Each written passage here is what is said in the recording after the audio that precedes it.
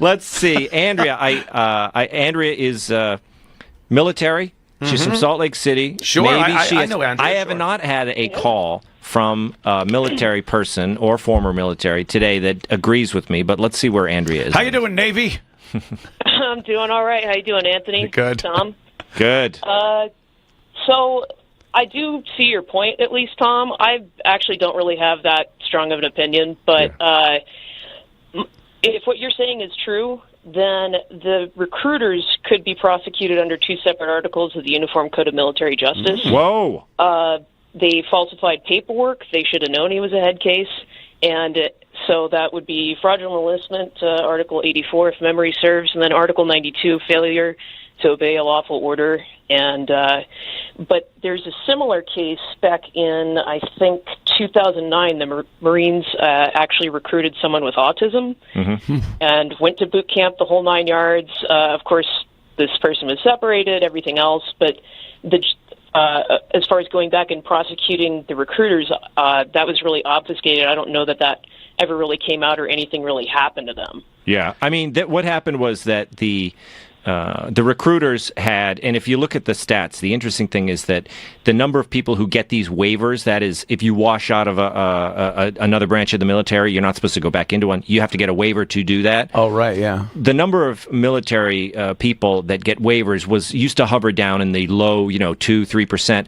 During Afghanistan, it was as high as 20%. The year Bergdahl went in, it was around 18%. So they were issuing these waivers. They were the champion of. Oh wow! When every other branch says no, we say yes. Yes. So they wanted to get people in there. That's what the Army's known for. Yes. Wow. So I think that and again, it's not to say that this guy's not guilty. He is guilty, but I say that in the same way that sometimes I feel like in the case of illegal immigration, we as a government have let these people in for so long that we share in the burden. Like, it's not just them.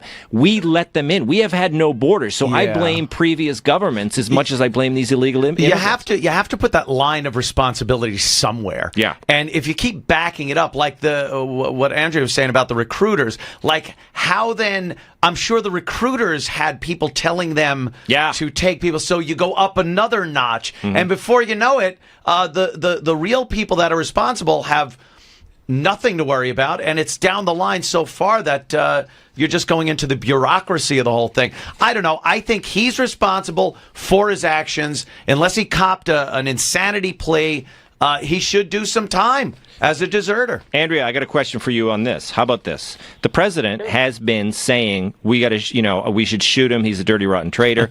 John McCain said that if he does no time, he said this like about 2 years ago. If he does no time, that he's going to hold investigations. Now, these are two powerful guys. The president obviously is the commander in chief. These people are serving under him.